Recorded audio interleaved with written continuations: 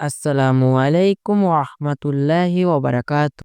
প্রিয় ভাই ও বোনেরা, আজকে আমরা এমন 5টি কাজ নিয়ে আলোচনা করব যা আমাদের প্রিয় নবী হযরত মুহাম্মদ সাল্লাল্লাহু আলাইহি সাল্লাম সবচেয়ে উত্তম কাজ হিসেবে উল্লেখ করেছেন।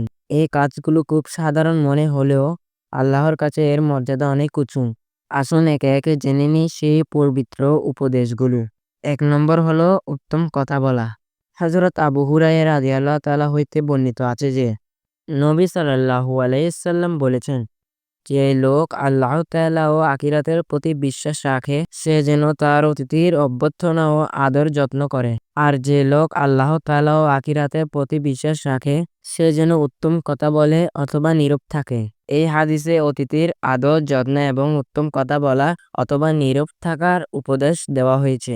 আজকের যুগে মুখ থেকে বের হওয়া কথাগুলো হয়ে দাঁড়িয়েছে আমাদের চরিত্র আয়না। একটি মিষ্টি কথা মানুষের মন জয় করে, আবার একটি মন্দ কথা ভেঙে দিতে পারে সম্পর্ক। আমরা যদি প্রতিদিন চেষ্টা করি সুন্দর, নরম এবং সত্যবাসী হতে, তবে সেটি হবে নবীজি সাল্লাল্লাহু আলাইহি সাল্লামের দেখানো পথের অনুসরণ। 2 নম্বর হলো প্রতিবেশীর প্রতি সুন্দর ব্যবহার।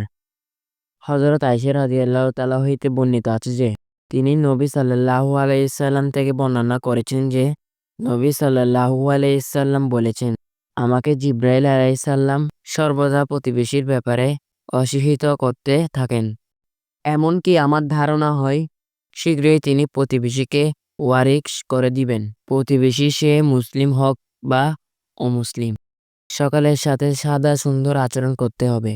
একটি সুন্দর আচরণ, একটি সাহায্য, একটি সহানুভূতি প্রতিবেশীর সঙ্গে এমন সম্পর্ক গড়ে যা দিনের সৌন্দর্যকে ফুটিয়ে তোলে। 3 নম্বর হলো পরিবারের প্রতি সুন্দর ব্যবহার। রাসূল সাল্লাল্লাহু আলাইহি সাল্লাম বলেছেন, তোমার মধ্যে সেই ব্যক্তি উত্তম যে তার পরিবারের কাছে উত্তম, আর আমি আমার পরিবারের কাছেও তোমাদের চেয়ে উত্তম। তোমাদের কেউ মারা গেলে তার সমালোচনা করা বন্ধ করো। অনেক সময় মানুষ বাইরে খুব নম্র কিন্তু ঘরের ভিতরের রূঢ় আচরণ করে। নবীজি সাল্লাল্লাহু আলাইহি সাল্লাম আমাদেরকে শিখিয়েছেন আসল চরিত্র প্রকাশ পায় নিজের স্ত্রী ও সন্তান ও পরিবারের সঙ্গে আচরণে। যেখানে ভালোবাসা, ধৈর্য, ক্ষমা আর সহযোগিতা থাকবে সেই পরিবারে আল্লাহ বরকত নেমে আসে।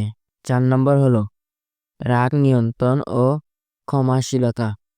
হযরত আবু হুরায়রা রাদিয়াল্লাহু তাআলা হইতে বর্ণিত আছে যে তিনি বলেন, রাসূলুল্লাহ সাল্লাল্লাহু আলাইহি সাল্লাম বলেছেন, প্রকৃত বীর সেই নয় যে কেউ কুস্তি হারিয়ে দেয়, বরং সে আসল বীর যে রাগের সময় নিজেকে নিয়ন্ত্রণ রাখতে পারে। 5 নম্বর হচ্ছে দিন প্রচার ও ইসলাম শেখানো।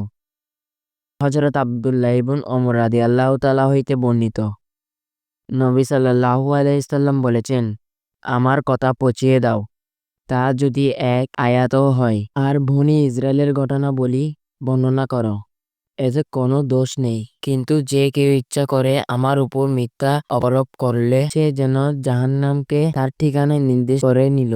আমরা সবাই হয়তো বড় আমলে বা বক্তা নয়, তবুও যদি একটা আয়াত বা একটা হাদিস সঠিকভাবে অন্যকে জানিয়ে দিতে পারি তাহলে সেটাই হয়ে যাবে একটি সদকায়ে জারিয়া। আজকের যুগে মোবাইল, সোশ্যাল মিডিয়া সব আমাদের জন্য দাওয়াতের একটি মাধ্যম। চেষ্টা করুন প্রতিদিন অন্তর একটি ইসলামিক বার্তা অন্যকে জানাতে।